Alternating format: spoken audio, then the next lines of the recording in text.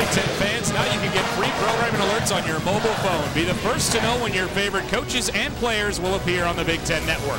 Just text volleyball to 20284 or log on to btn.com/alerts. Message and data rates may apply. Morgan Brookhuis had to go look at the trainer after taking this ball off the face from Micah Hancock. Ouch. I bet she wishes she was wearing a helmet. Such a powerful attack on that serve by Hancock.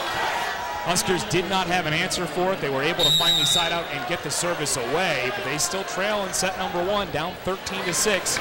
Ball goes serving for Penn State. Put to work. Penn State with a great up. Now Brookhuis, blocked by Whitney. Wow, Whitney's come to play tonight, hasn't she? Let's take a look at this dig here.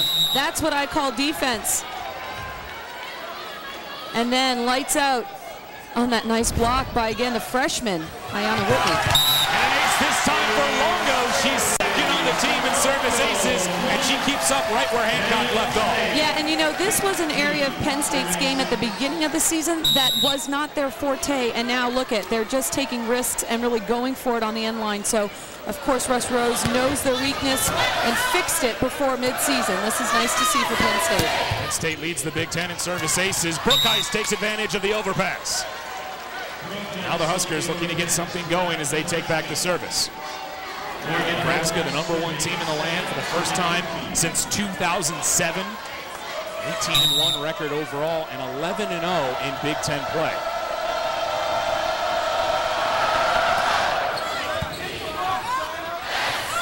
Whitney this time with the swing, too strong, but the touch is called.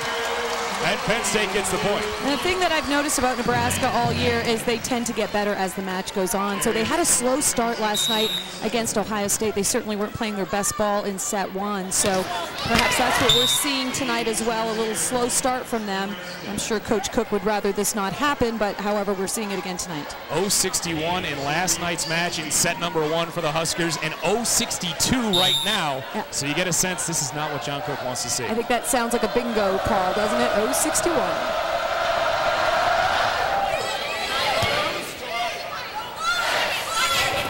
Whitney with the tap, into the net and down. Comes off a Husker, goes back into the net, and Nebraska couldn't get it out. Yeah, nice heads-up play by Ayanna Whitney. The ball was set a little bit too tight, and so typically those are really hard balls to handle.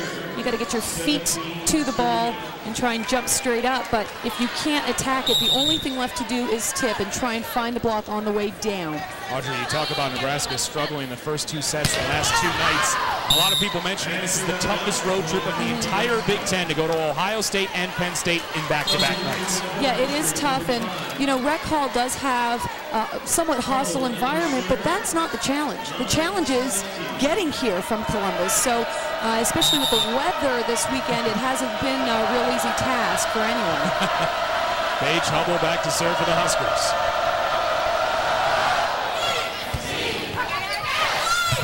Now McClendon with a big swing. Longo has a tough time with it, and Penn State can't control it. Cornhuskers back within 7.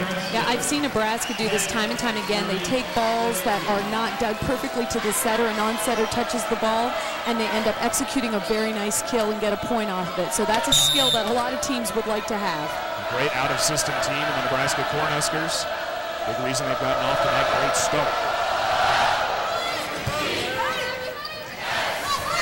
Scott from the back row.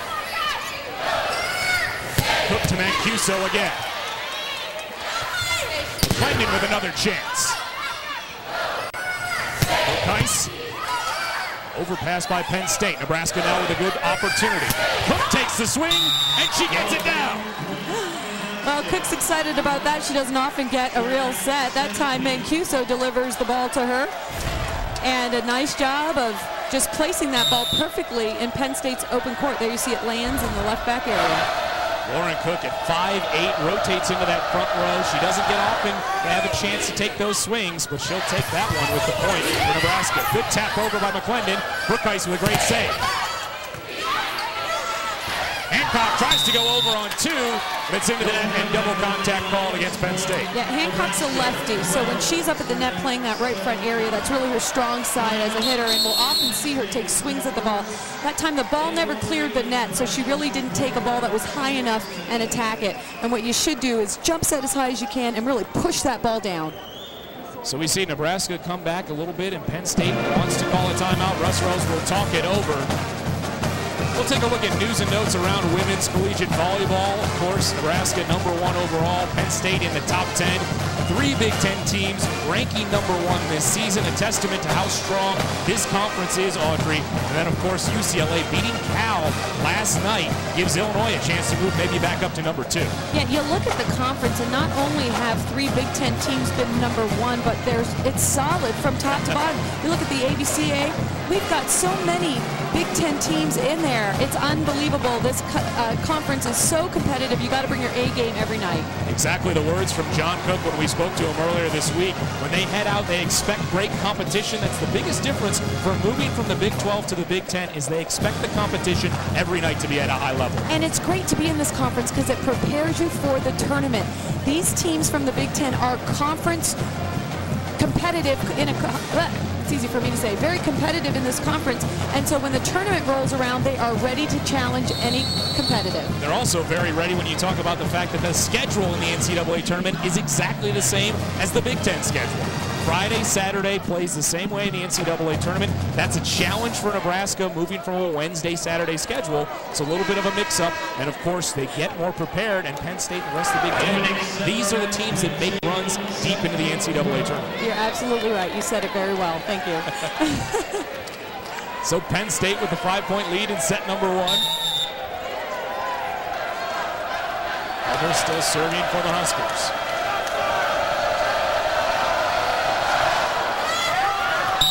Service here by Nebraska, and Penn State moves within 7 and taking set 1. And it's clear to me that Nebraska is really picking on Maddie Martin, that every serve seems to be going to her. She's a sophomore, but really hasn't had a lot of court experience, has gotten to play a little bit this year, so they're really picking on her, seeing if she can elevate her passing game tonight.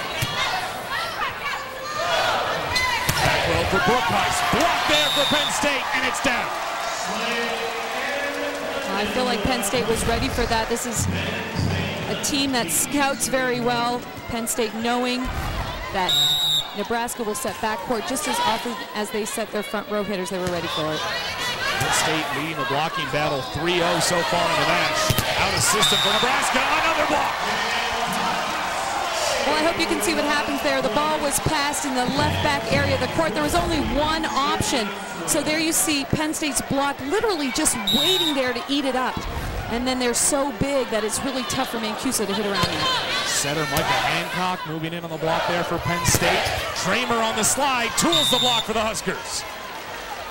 Yeah, you've got to do that when you've got big hands in front of your face. You've got to try and tool the block. So if you've got vision, you take that ball and you wipe it high off the blocker's hands, and especially aim for out of court. Once it makes contact on those hands, push your hand on the side of the ball to wipe it off. A world of difference for Penn State from the last time these two teams met in set #1, and a world of difference from last night as Nebraska able to send it back off the slide to attack.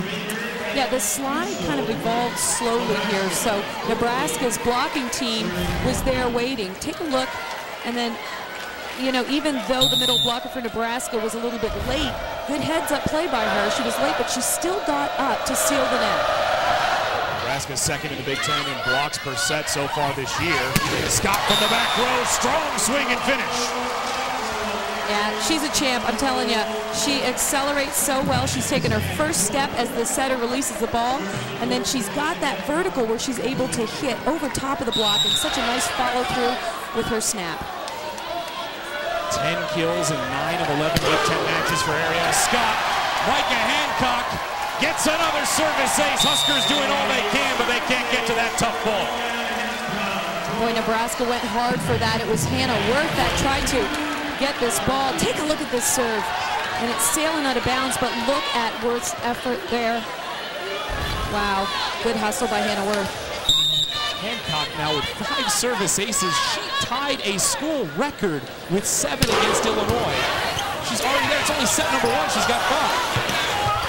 Penn State can't tap and finish, and the Huskers able to bounce back. Well, if you're Nebraska, you're breathing a sigh of relief because she only ended up getting 2 points on you, so now it's your turn to try and serve tough. You know, that is what a good server brings to a program. Micah Hancock has really kept Penn State in the lead in this game just on her one contact, the serve.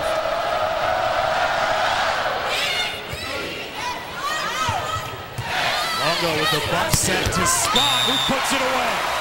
Out of system, and Penn State still gets the point. And of course, you can follow us on Twitter, twitter.com/BTNVolleyball. Ask a question to Audrey, anything you have about Big Ten volleyball overall or this match. We'll get to those questions later in the match. Twitter.com/BTNVolleyball. Audrey is, of course, monitoring the Twitter account as we speak. Anna Worth with a point for the Huskers. They have a long way back in this one, but Nebraska's been known to go on deep runs. That's right, and right now Brooke Delano just rotated in for Nebraska, and Lauren Cook likes to set her in transition. We'll see if she can score some points for her team. Slay in the middle, can't put it away for Penn State. Brooke Heist now, left-handed swing and kill. Yeah, and lefty on the right side, that's her strong point hitting.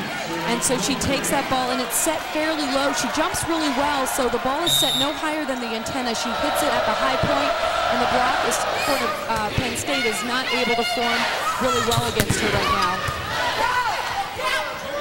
Cook to Delano in the middle. With the tape and falls on Nebraska's side. Set point number 1 for Penn State.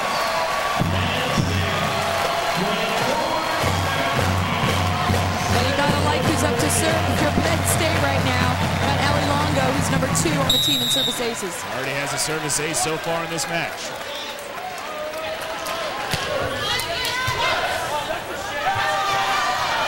Worth with the bump set to Brooke Tice, sends it over, it's a free ball. Chance for Penn State. Quicken, back row. Penn State takes set 1.